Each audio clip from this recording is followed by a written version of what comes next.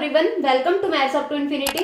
आज हम करने वाले हैं most expected questions related to vector space, linearly dependence and independence, basis, dimension and linear transformation से रिलेटेड।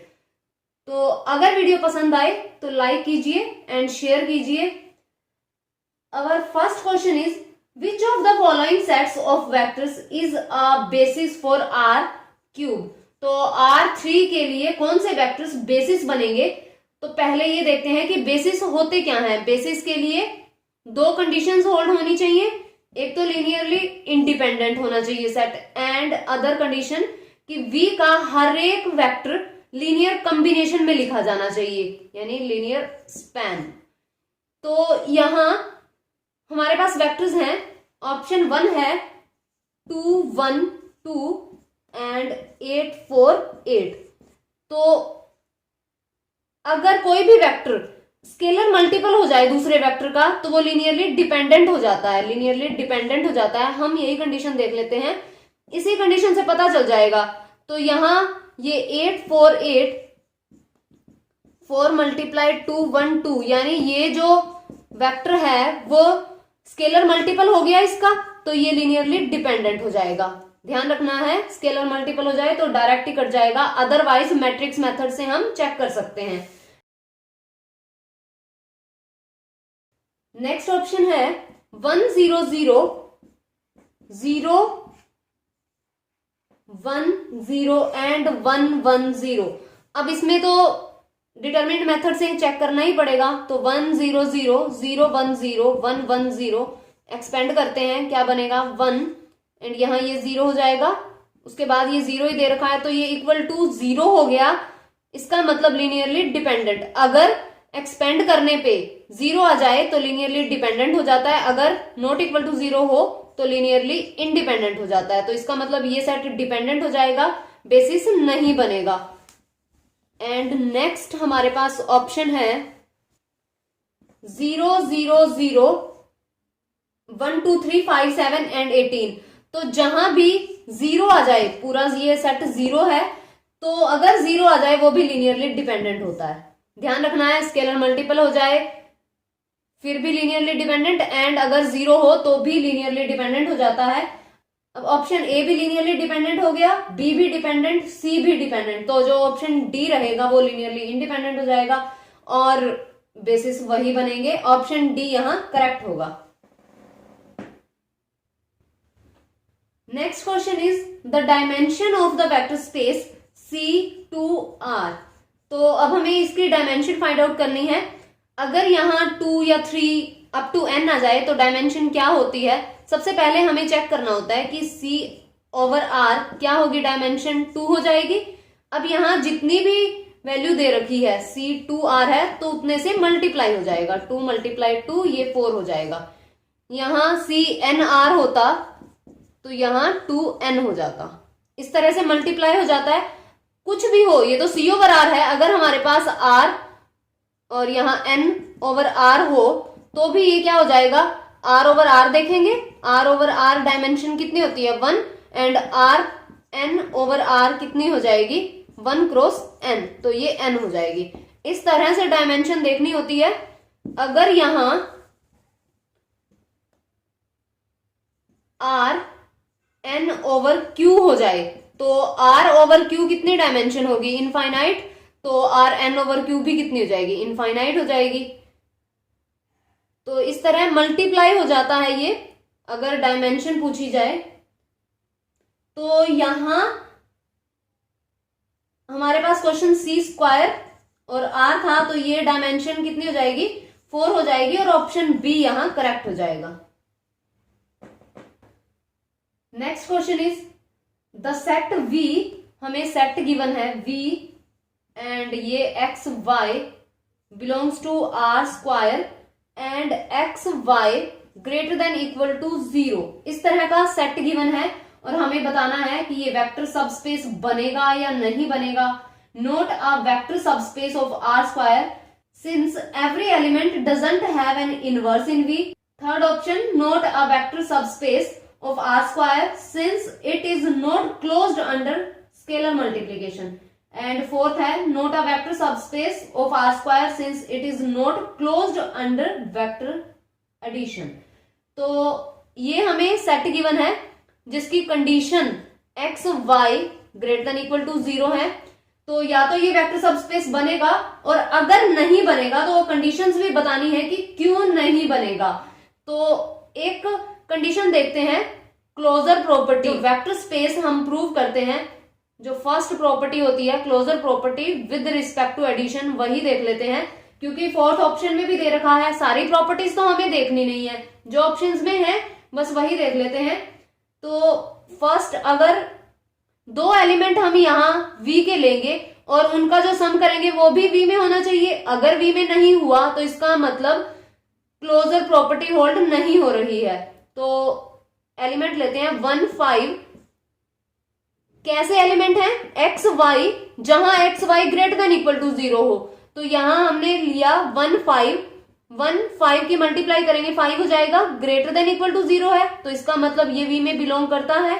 एंड -5 एंड -3 ले लेते हैं, इनके मल्टीप्लीकेशन 15, ये भी V में बिलोंग करता है। 15 ग्रेटर देन 0 हो जाता है तो ये भी V में बिलोंग करता है। एडिशन देखें तो 1 -5 -4 हो जाएगा एंड यहां ये 2 हो जाएगा, और इनको मल्टीप्लाई करेंगे -8 आ जाएगा, जो V में बिलोंग नहीं करता, क्योंकि V में तो वही एलिमेंट है जिनका x Y greater than equal to 0 हो, और ये तो लेस देन 0 हो गया तो ये V में बिलोंग नहीं करता। इसका मतलब ये क्लोज्ड नहीं है अंडर वेक्टर एडिशन। तो ऑप्शन डी यहां करेक्ट हो जाएगा, not a vector subspace of R square since it is not closed under vector addition. Vector space की प्रॉपर्टीज इसलिए होल्ड की क्योंकि जो सबस्पेस होगा वेक्टर सबस्पेस, वो भी अपने आप में वेक्टर स्पेस बनता है, सारी प्रॉपर्टीज होल्ड करता है। तो यहां ऑप्शन डी करेक्ट हो जाएगा। Next question is let T1 and T2 be two linear operators on R3 defined by T1 है हमारे पास x y z is equal to x plus y x minus y minus z, and T2 x y z is equal to x plus 2z and y minus z and x plus y plus z। तो यहां हमें बताना है कि T1 is invertible but not T2, T2 is invertible but not T1, यानी कौन सी जो transformation है वो इन्वर्टिबल है। तो लीनियर ट्रांसफॉर्मेशन के जो इस तरह के क्वेश्चन होते हैं उन्हें मैट्रिक्स मेथड से सॉल्व करना इजी रहता है, कंफ्यूजन भी नहीं होती। वैसे लीनियर ट्रांसफॉर्मेशन के जो क्वेश्चन है उन्हें सॉल्व मैट्रिक्स मेथड से ही करना चाहिए। T1 मैट्रिक्स क्या बनेगी? ये 1, x का कोफिशिएंट 1 हो जाएगा, बाकी तो कुछ है ही नहीं y एंड z तो यहाँ ये 1 0 0 हो जाएगा। x प्लस वाई, x का कोफिशिएंट 1, y का कोफिशिएंट 1 एंड 0, और ये हो जाएगा 1 -1 एंड -1। तो ये T1 मैट्रिक्स हो गई। अब हमें जो चेक करना है वो हम मैट्रिक्स से ही कर लेंगे। T2 ये क्या बनेगा? 1 0 2, और यहाँ ये 0 हो जाएगा, 1 एंड -1 एंड 1 1 1 हो जाएगा। अब चेक करना है इन्वर्टिबल है या नहीं, तो एक्सपेंड कर देते हैं। T1 मैट्रिक्स का डिटर्मिनेंट क्या आ जाएगा? ट्रायंगुलर मैट्रिक्स है, determinant is equal to the multiplication of diagonal elements. तो ये क्या बनेगा? -1 आ जाएगा, एंड T2 को एक्सपेंड करेंगे तो ये 1 एंड देन यहां बनेगा 1 + 1 एंड +2, और ये -1, तो ये 2 - 2 इज इक्वल टू 0 हो जाएगा। तो इसका डिटर्मिनेंट 0 एंड इसका डिटर्मिनेंट -1, तो इसका मतलब है कि T1 का इनवर्स एग्जिस्ट करेगा लेकिन T2 का इनवर्स एग्जिस्ट नहीं करेगा। तो T1 is invertible but not T2, तो ऑप्शन ए यहां करेक्ट हो जाएगा। Next question is for a linear transformation T R10 to R6 the kernel is having dimension 5। तो नलिटी क्या दे रखी है? 5 दे रखी है। डायमेंशन ऑफ कर्नल 5 है। Then dimension of range of T find out करना है हमें। तो रैंक नलिटी थ्योरम होती है हमारे पास, dimension of range plus dimension of range क्या होगी? रैंक ही होगा, डायमेंशन ऑफ रेंज रैंक होता है and dimension of kernel nullity. तो dimension of range and dimension of kernel is equal to number of columns होते हैं। यहां से जो टी मैट्रिक्स बनेगी वो कितने ऑर्डर की बनेगी, यहां ऑर्डर ध्यान रखना है, ये नंबर ऑफ रोज होती है एंड ये नंबर ऑफ कॉलम्स। तो ये 6/10 की मैट्रिक्स बनेगी। तो यहां नंबर ऑफ कॉलम्स होते हैं, नंबर ऑफ कॉलम्स वैल्यू रख देते हैं। डायमेंशन ऑफ कर्नल कितना दिया है 5 इज इक्वल टू, यहां नंबर ऑफ कॉलम्स कितने हैं 10 है, तो यहां डायमेंशन ऑफ रेंज क्या हो जाएगी 5 हो जाएगी। इस तरह से चेक करना होता है। तो यहां ऑप्शन ए करेक्ट होगा। Next question is let W1 and W2 be finite dimensional subspaces of a vector space V if dimension of W1, ये दो सब स्पेसेस हैं W1 एंड W2, तो ये 2 दिया है हमें एंड डायमेंशन ऑफ W2 है हमारे पास 2 and dimension of W1 plus W2 ये है हमारे पास 3। हमें फाइंड क्या करना है dimension of W1 intersection W2। तो फॉर्मूला होता है हमारे पास इसके लिए direct, dimension of W1 plus W2 is equal to dimension of W1 plus dimension of W2 dimension of W1 intersection W2। तो यहां वैल्यूज रख देते हैं, ये हमें फाइंड आउट करना है। तो यहां W1 प्लस W2 की डायमेंशन 3 इज इक्वल टू ये 2 हो जाएगा प्लस ये भी 2 हो जाएगा minus dimension of W1 intersection W2। तो यहां सिंप्लीफाई कर लेंगे, ये हो जाएगा 3 minus 4 is equal to minus of dimension W1 intersection W2। तो डायमेंशन कितनी हो जाएगी 1 हो जाएगी यहां एंड ऑप्शन ए करेक्ट हो जाएगा। Next question is let V1, V2 and V3 be 3 non-zero vectors in Rn are linearly dependent। अब हमारे पास V1, V2 एंड V3 ये 3 वेक्टर्स हैं, नॉन जीरो हैं एंड लीनियरली डिपेंडेंट हैं। अब हम ऑप्शंस देखते हैं। V3 must be a linear combination of V1 and V2। जो लीनियरली डिपेंडेंट वेक्टर्स होते हैं वो लीनियर कॉम्बिनेशन में लिखे जा सकते हैं, लेकिन इसमें कहा है V3 must be a linear combination of V1 and V2 and next है V2 must be a linear combination of V1 and V3 and V1 must be a linear combination of V2 and V3। तो यहां ये must गलत है, जरूरी नहीं है कि V3 he V1 and V2 के लीनियर कॉम्बिनेशन में लिखा जाए। एट लीस्ट वन वेक्टर ऐसा होता है जो लीनियर कॉम्बिनेशन में लिखा जाए। ये कोई जरूरी नहीं है कि V1 लिखा जाएगा, V2 लिखा जाएगा या फिर V3 लिखा जाएगा। तो यहां ये तीनों ऑप्शन गलत हो जाएंगे एंड ऑप्शन डी यहां करेक्ट बनेगा। At least one vector can be written in the linear combination of others. तो यहां कैन भी होता फिर भी चल जाता, लेकिन मस्ट है कि लिखा ही जाएगा, ऐसा कोई जरूरी नहीं है। तो यहां option A, B and C तीनों गलत हो जाएंगे एंड ऑप्शन डी यहां करेक्ट हो जाएगा। Next question is let V be a vector space of all real numbers R over R. ये हमारे पास कोई वेक्टर स्पेस है, वेक्टर स्पेस है R over R. Which of the following is vector subspace. इसमें भी check करना है वेक्टर सब स्पेस कौन सा है। तो फर्स्ट हमें दिया है सी ओवर आर। तो सबसे पहले सब स्पेस की डेफिनेशन क्या होती है। सब स्पेस एक वो सेट होगा, यहां V कोई वेक्टर स्पेस है, इसका कोई हम सब सेट लेंगे जो वेक्टर स्पेस के सारी कंडीशंस को होल्ड करेगा, वो सब स्पेस बन जाएगा। अगर ये सब सेट वेक्टर स्पेस की सारी कंडीशंस होल्ड करेगा तो वो सब स्पेस बन जाएगा। तो यहां ये सब सेट वाली कंडीशन ही नहीं होल्ड हो रही, वेक्टर स्पेस का कोई सब सेट।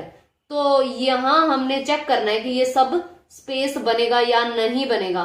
तो वेक्टर स्पेस तो आर ओवर आर है, रियल ओवर रियल, और यहां ये हो गया कॉम्प्लेक्स ओवर रियल। तो कॉम्प्लेक्स का सेट जो होता है वो रियल के सेट से तो बड़ा ही होता है, तो ये तो सब सेट ही नहीं है, तो सब स्पेस कैसे बन सकता है, सब सेट तो होना ही चाहिए। तो ये ऑप्शन गलत हो जाएगा, C over R।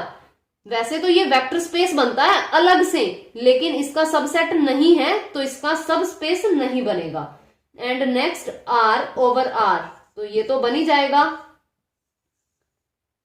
R real is a subset of real, अपने आप का तो सबसेट होता ही है, तो ये बन जाएगा ऑप्शन बी यहां करेक्ट बनेगा। एक और बात यहां ध्यान रखनी है, जैसे ये दिया है Q ओवर R, इस तरह से हमसे पूछा जाए कि ये वेक्टर स्पेस है या नहीं है, और किस तरह से चेक करना होता है, ये जो सेट होता है ये फील्ड का सेट होता है, यहां जो ये दिया है ओवर, ये फील्ड का सेट है। कभी भी फील्ड का जो सेट है वो वेक्टर के सेट से बड़ा नहीं होगा। अगर फील्ड का सेट बड़ा हो रहा है वेक्टर के सेट से तो वो वेक्टर स्पेस नहीं बनेगा। यहाँ Q set of rationals, set of rationals तो सबसेट होता है ना रियल्स का, रैशनल्स एंड इररैशनल्स ये दोनों मिलकर के रियल का सेट बनाते हैं, तो यहाँ ये तो सबसेट हो गया, फील्ड का सेट बड़ा हो गया, तो ये तो वेक्टर स्पेस ही नहीं बनेगा। ये इसका सबसेट तो है लेकिन ये सब स्पेस नहीं बनेगा। अगर हम यहाँ ऑप्शन सी देख रहे हैं, आई होप कि पता चल गया होगा, Q ओवर R, तो यहां अगर हम सब स्पेस देख रहे हैं तो सबसेट तो ये है, लेकिन उस सबसेट को वेक्टर स्पेस की कंडीशंस तो होल्ड करनी चाहिए, वेक्टर स्पेस तो वो बनेगा ही, तो ये तो वेक्टर स्पेस नहीं बनेगा क्योंकि फील्ड का सेट बड़ा है वेक्टर के सेट से। एंड नेक्स्ट है Z ओवर R, तो ये भी नहीं बनेगा क्योंकि फील्ड का सेट बड़ा है। अगर इस तरह से वेक्टर स्पेस भी पूछा जाए तो अगर फील्ड का सेट बड़ा हो जाए तो वो वेक्टर स्पेस नहीं बनता। Next question is the dimension of the sub space. यहां हमें इस तरह से दे रखा हो x1 या x2 x3 x4 x5 and 3x1 minus x2 plus x3 is equal to 0 of R5। तो हमें डायमेंशन फाइंड आउट करनी है इस सब स्पेस की, तो किस तरह से करनी होती है, इसे हम W ले लेते हैं। तो डायमेंशन है कितनी वैसे, R5, तो डायमेंशन क्या बनेगी इस सेट की, dimension of W is equal to, ये तो 5 हो जाएगा, R5 है तो ये 5 हो जाएगा, लेकिन यहां ये कंडीशंस जो दे रखी होती हैं उन्हें माइनस करना होता है। कितनी कंडीशंस है, 1 कंडीशन है तो 1 माइनस कर देंगे, तो डायमेंशन यहां 4 हो जाएगी। इसके लिए एक बात ध्यान रखनी है कि जो कंडीशंस हमें दी हों वो लीनियरली इंडिपेंडेंट होनी चाहिए। अगर कंडीशंस डिपेंडेंट हैं तो वो माइनस नहीं करनी है, लीनियरली इंडिपेंडेंट कंडीशंस। चेक कैसे करना है, लीनियरली इंडिपेंडेंट एंड डिपेंडेंट, बस अगर यहां हमें 3 इक्वेशंस दे रखी होती इस तरह से तो हम मैट्रिक्स मेथड से देख लेते, ऑपरेशन से लगा के जितनी नॉन जीरो रोज बनेंगी वो लीनियरली इंडिपेंडेंट हो जाएंगी, तो वो माइनस करनी होती हैं। अगर यहां सिंगल ही दे रखा है तो इसका मतलब तो ये लीनियरली इंडिपेंडेंट ही है, तो यहां माइनस कर दिया हमने 1 एंड 4 हमारी डायमेंशन आ गई। एक से ज्यादा होती तो हम चेक करते, तो यहां 4 डायमेंशन हो जाएगी, ऑप्शन डी यहां करेक्ट हो जाएगा। Next question is let S is equal to 1 2 3 and 1 0 minus 1, the value of k for which the vector 2 1 and k belong to the linear span of S। तो linear span को belong करता है ये vector. Linear span का मतलब है कि ये वेक्टर लीनियर कॉम्बिनेशन में लिखा जाएगा, तभी वो लीनियर स्पैन को बिलोंग करता है। लीनियर कॉम्बिनेशन इसका मतलब 2 1 एंड k, इस वेक्टर को हम इनके लीनियर कॉम्बिनेशन में लिख सकते हैं। यहाँ a यूज कर लेते हैं 1 2 एंड 3 प्लस b 1, यहाँ 0 एंड -1। तो यहाँ कंपेयर करेंगे, ये बन जाएगा 2 is equal to a plus b, and second element compare करेंगे तो ये बनेगा 1 इज इक्वल टू 2a। तो यहां से a की वैल्यू 1/2 हो जाएगी, एंड जब हम यहां रखेंगे तो b की वैल्यू हो जाएगी हमारे पास 2 माइनस 1/2, तो b इज इक्वल टू 3/2 हो जाएगा। अब हमें k की वैल्यू चाहिए, k is equal to 3a minus b, यहां रखेंगे तो k इज इक्वल टू 3, यहां 1/2 माइनस ये 3/2, तो यहां k की वैल्यू 0 हो जाएगी एंड ऑप्शन डी यहां करेक्ट हो जाएगा।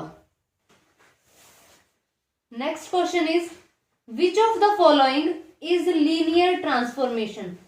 तो हमें चेक करना है कि कौन सी लीनियर ट्रांसफॉर्मेशन बनेगी।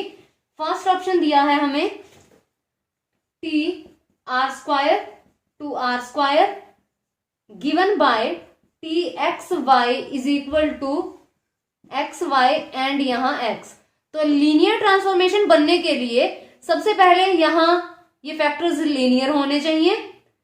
ये तो पावर 2 हो जाएगी ना, टोटल डिग्री तो इसकी 2 हो जाएगी, तो ये लीनियर हो एंड कांस्टेंट ऐड नहीं होना चाहिए कहीं भी, जैसे x+1 हो गया या फिर y+1 हो गया, इस तरह कोई कांस्टेंट अलग से ऐड ना हो एंड मॉडुलस फंक्शन हो, तब भी ये लीनियर ट्रांसफॉर्मेशंस नहीं बनती हैं। तो यहां ये लीनियर नहीं है, लीनियर ट्रांसफॉर्मेशन नहीं बनेगी। एंड ऑप्शन सेकंड है T R square to R cube and T x y is equal to x+3 and 2y and x+y। तो यहां ये कांस्टेंट ऐड है, तो ये भी लीनियर ट्रांसफॉर्मेशन नहीं बनेगी। Third option T R cube to R square given by T x y z is equal to यहां mod of x and y+z ये है, और यहां ये मॉडुलस फंक्शन दे रखा है, तो भी लीनियर ट्रांसफॉर्मेशन नहीं बनेगी। ये प्रॉपर्टीज जो लीनियर ट्रांसफॉर्मेशन की होती है ये होल्ड नहीं करेंगे। तो लेकिन डायरेक्ट आप ध्यान में रखिए कि अगर यहाँ लीनियर नहीं है, कांस्टेंट ऐड है या फिर मॉडुलस फंक्शन दिया है, तो लीनियर ट्रांसफॉर्मेशन नहीं बनेगी। तो ये तीनों ऑप्शन गलत हो जाएंगे and option D none of the above true हो जाएगा। Next question is let V be a three-dimensional vector space with A and B its subspaces of dimension 2 and 1। तो A and B subspaces हैं, dimension of A is equal to 2 and dimension of B is equal to 1। तो हमें एक और चीज दी है, A intersection B यहां 0 है, इसका मतलब A एंड B की इंटरसेक्शन में कोई एलिमेंट नहीं है। अगर कोई एलिमेंट नहीं है तो डायमेंशन क्या हो जाएगी, A इंटरसेक्शन B की 0। और हमें शो करना है V is equal to A minus B, V is equal to A plus B या फिर A डॉट B होगा B, नन ऑफ दीज। और हमें V दिया क्या है, 3 डायमेंशनल वेक्टर स्पेस दिया है, तो डायमेंशन ऑफ V 3 हो जाएगी। फॉर्मूला होता है dimension of A plus B is equal to dimension of A plus dimension of B minus dimension of A intersection B, अगर ये दोनों सब स्पेस हैं। तो यहाँ dimension of A plus B is equal to, यहाँ values रख देंगे। Dimension of A हमें 2 गिवन है, 2 + 1 - 0 हो जाएगा, ये हुआ 3 and dimension of V is equal to भी 3 है। तो देख लेते हैं कौन सा ऑप्शन करेक्ट बनेगा। ऑप्शन बी यहां करेक्ट होगा, V is equal to A plus B।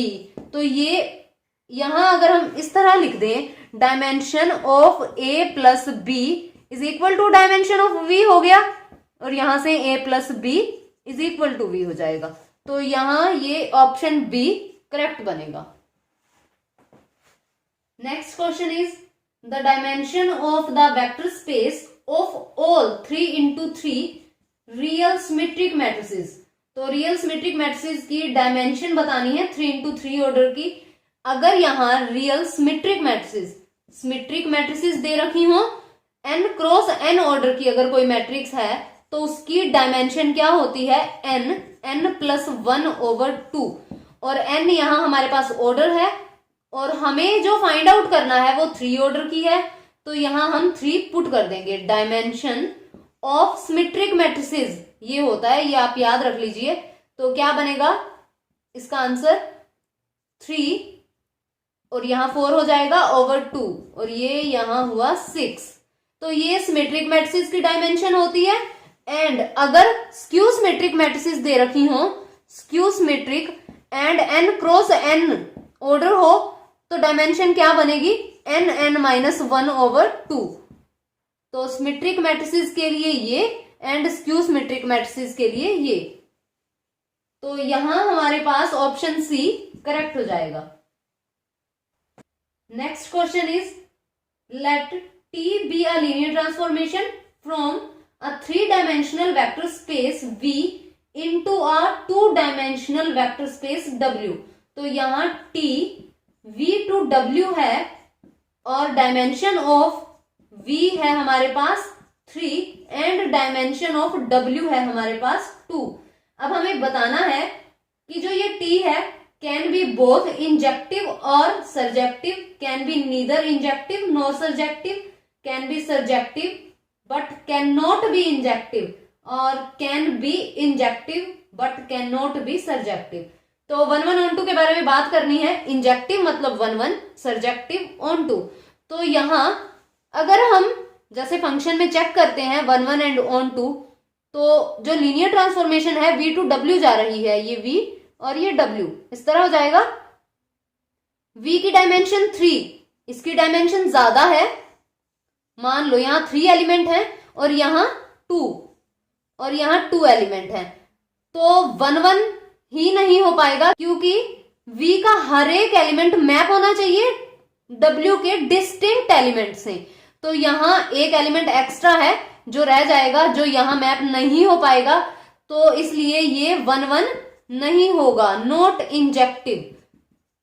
और ऑन टू तो हो सकता है क्योंकि यहाँ एलिमेंट कम है। ऑन टू के लिए क्या होता है कि इसकी प्री इमेज मिलनी चाहिए, हर एक एलिमेंट की, कोई भी एलिमेंट ऐसा नहीं रहना चाहिए जिसकी प्री इमेज ना हो। तो यहाँ अगर 2 एलिमेंट होंगे और यहाँ 3 होंगे, क्वेश्चन में कैन बी लिखा है, ऑप्शंस के अंदर कैन बी यूज हुआ है कि 1 1 हो सकता है या फिर ऑन टू हो सकता है। तो ऑन टू तो हो सकता है लेकिन 1 1 तो ये हो ही नहीं सकता, not injective but can be surjective. तो यहां ऑप्शन सी करेक्ट हो जाएगा, can be surjective but can not be injective. तो आज की वीडियो में बस इतना ही। अगर वीडियो पसंद आए तो लाइक कीजिए, शेयर कीजिए एंड चैनल को सब्सक्राइब कीजिए। बेल आइकन प्रेस करें ताकि आने वाली वीडियोस की नोटिफिकेशन आपको मिलती रहे।